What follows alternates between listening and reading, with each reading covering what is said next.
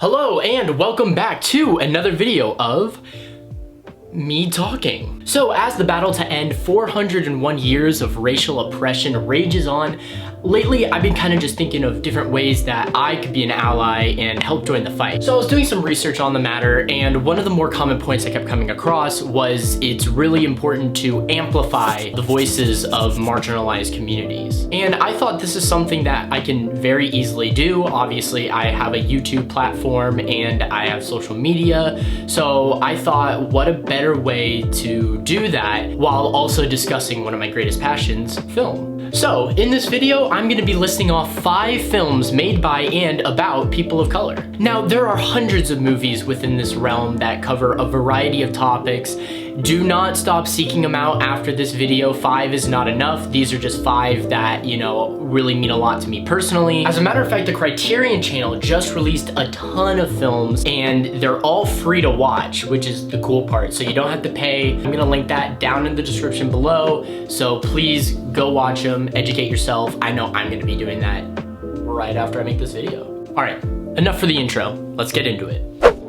The first film I like to talk about is The Last Black Man in San Francisco. This is an A24 movie that came out last year that I really didn't think got as much love as it deserved. It tells the story of Jimmy Fails as he and his best friend Mont try to reclaim the home his grandfather built in a city that is rapidly gentrifying. Believe me when I say this movie is gorgeous. The cinematography is stunning, the performances are so authentic and engaging, there's really nothing to dislike about it. The film also says a lot about the effects of gentrification and the personal impact it has on the people whose homes are essentially taken from them. It's also a huge love letter to San Francisco, so if you're from the Bay Area like me, it'll hit home. Currently, it's available for rent on Amazon for $1, which is more than worth it. Check it out.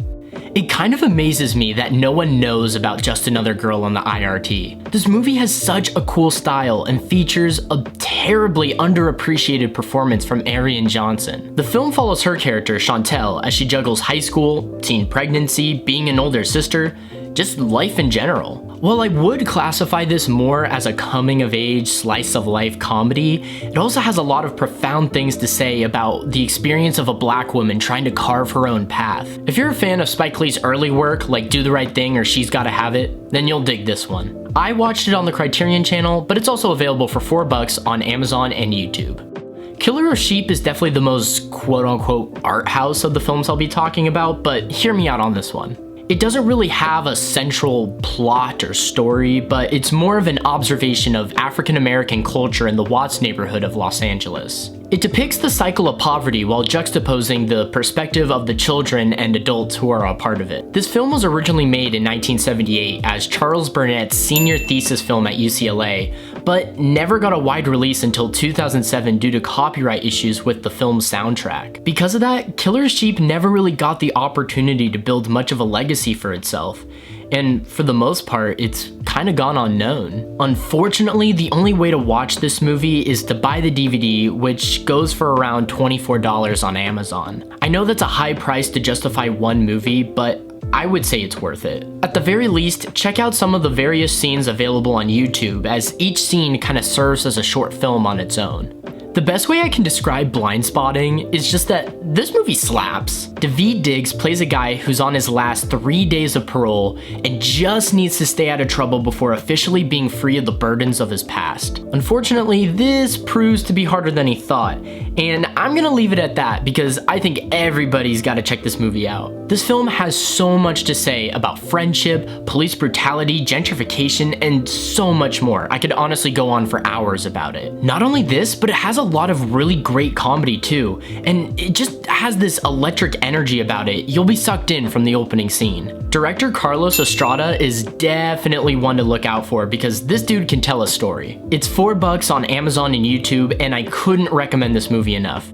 The last film I'm going to talk about is Fruitvale Station, because if any film really captures the hardship and tragedy of oppression and racism in America, it's this one. This is the debut film of Ryan Coogler, the guy who would go on to make these two box office giants. And once you see this movie, you'll understand why he's as successful as he is at only age 34. The film follows a day in the life of Oscar Grant, an Oakland resident who was tragically shot and killed by a police officer even though he was unarmed and non-violent. This film will warm your heart before absolutely destroying it. This is one of the best movies of the past decade and is an absolute must-watch. It's $4 on Amazon and YouTube and is 100% worth it.